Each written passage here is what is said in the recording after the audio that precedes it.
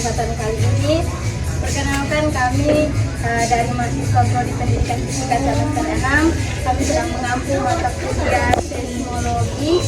Dan pada kesempatan kali ini kami akan melaksanakan kegiatan pemilihan mengenai bencana gempa bumi.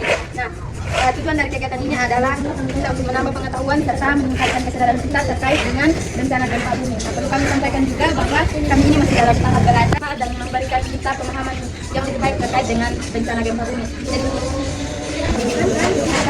kakak semua bisa lihat pada brosur yang sudah kami bagikan. Di bagian yang pertama itu disebutkan pengertian gempa. Kita dalam brosur yang ada, kita lihat kembali bahwa kemarin juga kalau ada kakak yang menyadari kemarin itu ada terjadi gempa sekitar jam setengah 11 atau hampir jam 11 begitu.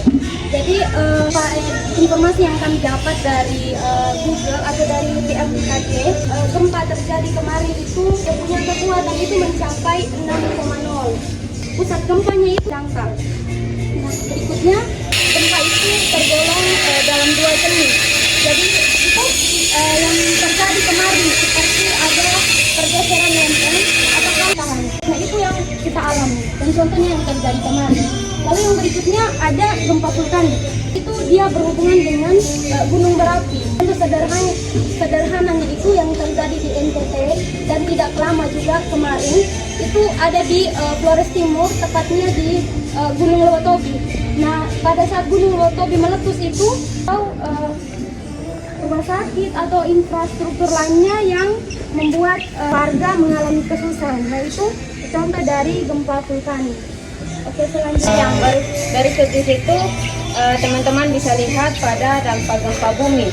Nah, di sini dampak gempa bumi itu ada 4. Yang pertama itu ada bangunan yang rusak. Bangunan yang rusak itu terjadi karena apa? Karena getaran dari gempa bumi itu menyebabkan bangunan itu bisa roboh dan rusak karena bangunan tersebut tidak bisa terjadi gempa bumi. Dan yang kedua itu ada korban jiwa. Nah, untuk dampak yang kedua ini kenapa bisa adanya korban jiwa? Karena pada saat gempa bumi itu pasti masyarakat atau pasti kita sendiri pasti akan mengalami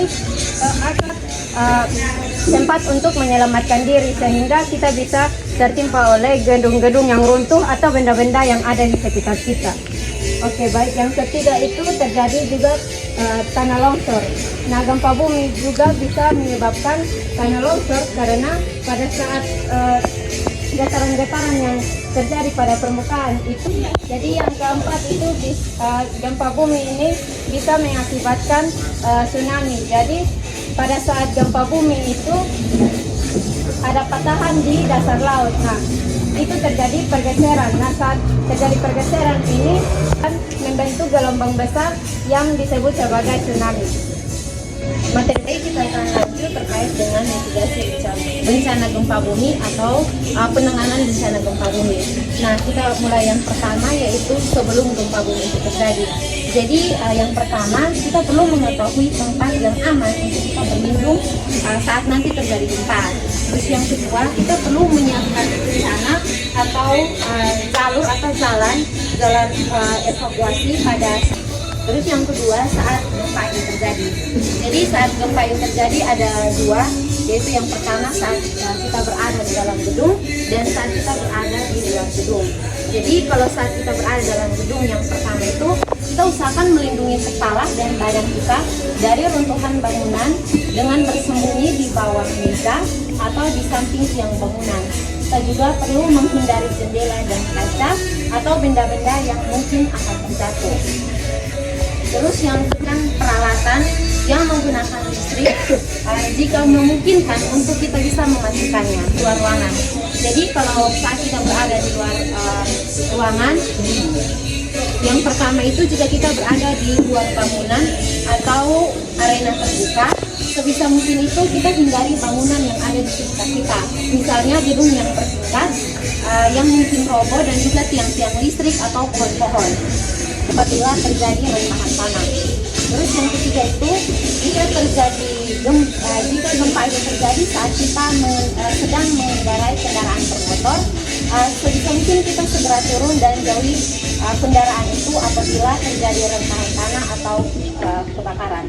Terus yang terakhir itu setelah kita perlu segera keluar dari bangunan dengan menuju titik berkumpul. Terus yang kedua, kita tetap perlu waspada terhadap gempa susulan. Yang ketiga, kita hindari bangunan yang retak atau rusak diakibatkan oleh gempa. Yang keempat, kita jangan masuk kembali ke dalam bangunan setelah gempa terjadi karena dikhawatirkan masih ada reruntuhan bangunan.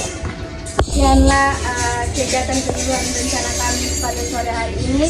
Kiranya apa yang sudah teman-teman saya sampaikan terkait dengan apa itu gempa bumi, dampaknya dan bagaimana cara kita saat terjadi gempa bumi itu, semoga apa yang sudah kita dengar dapat kita terapkan. Nah, kami mohon maaf. Kami mau mengucapkan terima kasih buat rekan-rekan semua yang sudah meluangkan waktu bersama pada sore hari ini. Sekian dan terima kasih. Bagaimana tanggapan kakak mengenai sosialisasi yang telah dilakukan tadi? Sosialisasi yang dilakukan tadi dapat memberikan kita pengetahuan dan juga supaya kita berjaga-jaga ketika terjadi bencana yang akan datang. Sosialisasi tadi sangat mantap dan mantap. Oke. Mantap. Oke.